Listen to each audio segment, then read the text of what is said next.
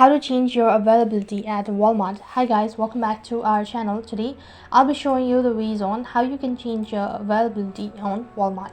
In order to change your availability on Walmart, first of all, you can request a change in your availability.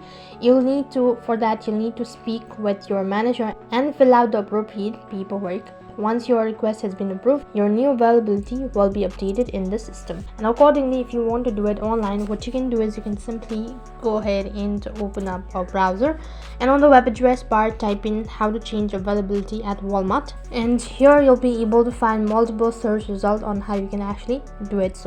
But then you need to go ahead and open up one.walmart.com. It's going to take you to this page where you need to download the PDF form. So first of all, you need to fill out the form such as this. You can see this is how the form is going to look like.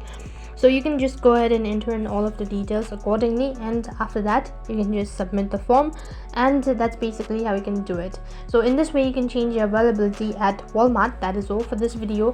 I hope the video was helpful. Make sure to like, share and subscribe to our channel. Thank you for watching. See you in the next video.